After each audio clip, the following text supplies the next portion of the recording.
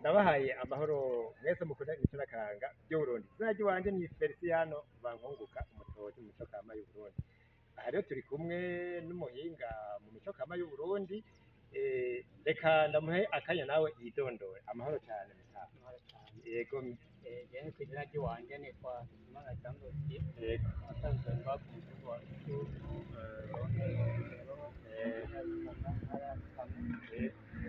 Barongo muri na komine Butezi, Yego. hanyuma turangoye na komine Giharo, hamwe na Mpinga Kayove. Urakoze cyane. Witwa Jean Dodi. Yego, Ukaba uba mu Rusunu.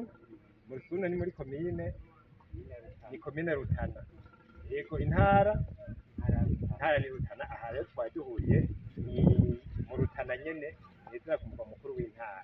Yego, tugomba tuganire rero kuri iki giti tubona aha imbere yacu. Iki giti none wewe kiriko twama twiza bona dusa gutya, wewe urakimenya iki giti kitwa ngo iki?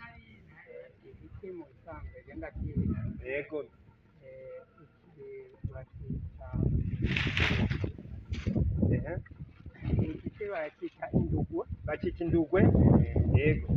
agati barashobora kuduhamura, Yego. bakatuhekenya, Baraduhekenya bakadukoza ibijumbu bakatunyura. ukatumirukonye Hariho bimwe bimwe wikingira. bijanye n'utu tuntu.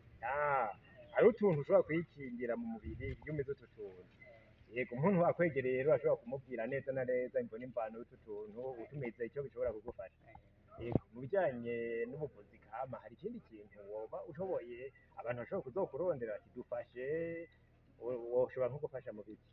Mbona ikintu kijanye n'ibintu bijanye n'inka, Inka, ibijanye n'umupfube, kuvura kuvura imipfube, umupfube w'inka. umupfube w'inka, Yego. n'imiti ivura umupfube w'inka utabanje gukoresha iyo miti y'ikizungu. Udakoresheje imiti y'ikizungu ugakoresha imiti kama y'ikirundi ukavura umupfube w'inka. Ibyo urabizi neza. Umuntu niyaza akakurondera ati inka yanjye yarwaye umupfube urabimufashamo neza cyane. Yego, none nka we nk'ubwo buhinga wabumenye gute?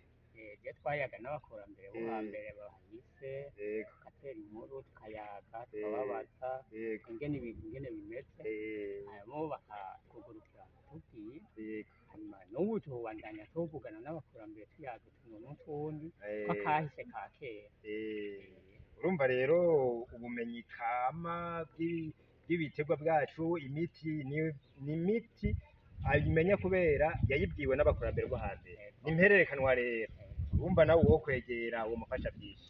Uti rero nino ndugwe rero nanjye ndashobora kuyihereza ntabwo rero ndogira.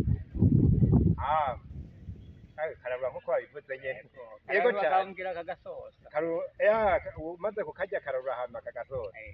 Yego, nkaba nikingiye n'ibintu mu mubiri ushobora kuzofata akanya ukigisha abana. Yego, ndagushimiye cyane rero, reka tuzobandanya tubonana mu biganiro byo hanyuma. Mvuze nti gira amahoro. Namwe Urakoze cyane. mu Aba twese.